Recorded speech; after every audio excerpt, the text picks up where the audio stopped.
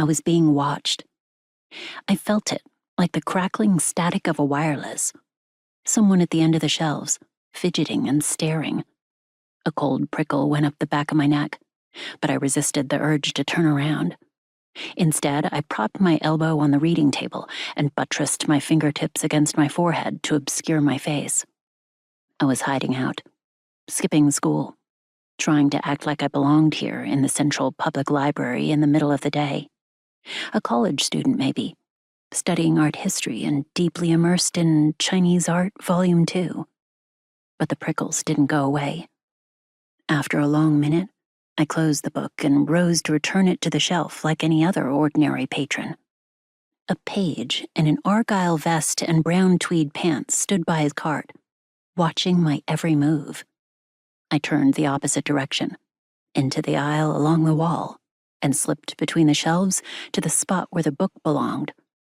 As I reached up to slide it beside Volume 1, a nasally voice startled me. "Hi." I spun around. Of course, it was the page. He had a messy thatch of brown hair and an Adam's apple as sharp as a teenager's, but he was at least 10 years older than me. He stood at the end of the aisle with his hands on his hips. His cart was nowhere in sight. "You're not supposed to reshelf books." His voice was friendly enough, but I regarded him warily as I lowered my arm.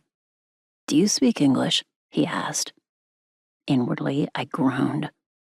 Would I be in the library poring over books if I didn't have English? Still, I tried to sound polite. "Yes?" He held out his hand for the book as he moved toward me. I took a step back, but passed the book to him. "I know exactly where I pulled it from."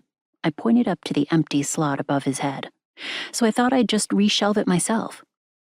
"Wow, you don't have an accent at all." He was all amazement, teeth showing yellow, eyes too eager. As he reached to put the book up, I turned to leave, hoping to slip away without any hassle. "Wait."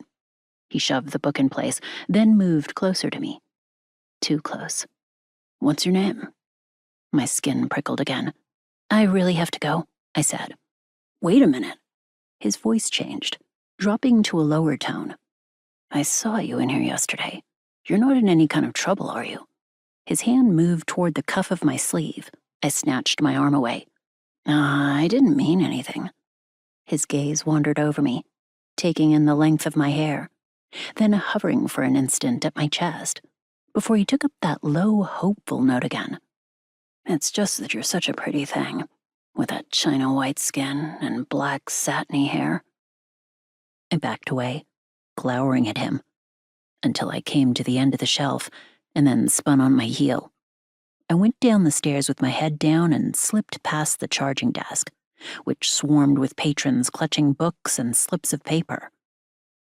The library was housed on the top floors of the Metropolitan Building, but I avoided the elevators and took the stairs down the 8 flights to ground level, ignoring the still raw blisters on my feet.